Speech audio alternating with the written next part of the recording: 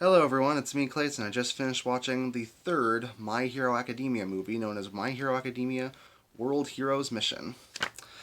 Now, the My Hero Academia franchise has grown to become one of the most beloved in all of Shonen Jump. Detailing the story of Izuku Midoriya, it details his story to become the world's greatest hero alongside his classmates in Class 1A. A series that has had 5 anime seasons, and when it comes to the first 2 movies, I generally enjoyed the first one, even if it did feel like a superpowered version of the raid. And I thought the second one was an interesting look into how the show could have ended if the show didn't catch on as much as it did. But for the third movie, I generally think it feels like a great X-Men story. Specifically, imagine X-Men versus the Purifiers, but in the My Hero Academia universe. But let's get to the story. The story revolves around a dangerous cult of quirk-hating people known as Humorize, who believe that quirks are a disease and believe in this quirk doomsday theory that will basically bring about the end of the world due to quirks getting out of hand.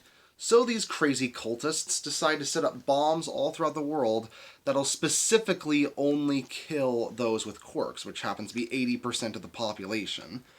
So, of course, since this is happening during the Endeavor Agency arc, that means all the heroes and the hero students we know and love have to go to various areas around the world in order to stop the bombs, and central to the plot, we focus on Deku as he happens to befriend this guy named Rhodey, who has a case filled with something that can stop Humorize once and for all. So Deku, Bakugo, and Todoroki, alongside Rhodey, go to Humorize to try and save the world.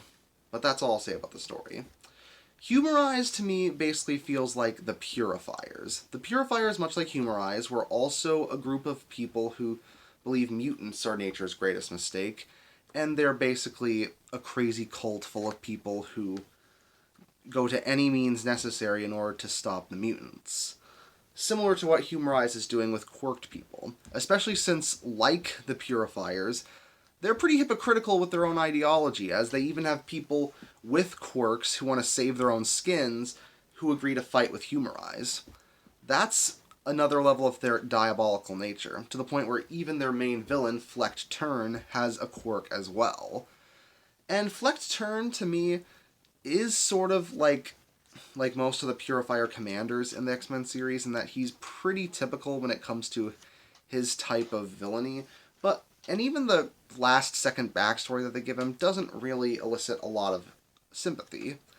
But he is very menacing as a villain. His power of reflection makes him a great and worthy opponent to Deku, and I do think his ideology does have a purpose in that respect. Now, I should note that it's mainly a film for Deku, Todoroki, and Bakugo fans, because most of the other members of Class 1A, while they have cameos here and there, are mostly in the background for the remainder of the film.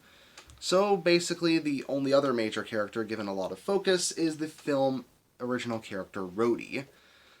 Thankfully, Rhodey is a pretty likable guy. He's kind of a con artist and kind of a criminal out of necessity for his brother and sister, and he's given enough depth to make us see why he's the way he is and how Deku changes his worldview and turns his life around when it comes to him almost losing faith in everything that the world has. And honestly, I liked how Rhodey's story ended and how this whole film turned out. Especially because the big reason that you'll see this film are the action scenes. This is, when it comes to this, everything from the CGI to the speed lines to the specific villain battles that take place throughout the films, it's some of the best animation I've seen from the series to date, and that's including the other films.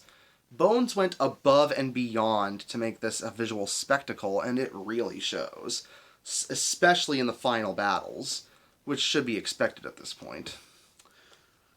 I would have liked if some of that great animation could have been in the 5th season of My Hero Academia, the TV series, but I'll take what I can get.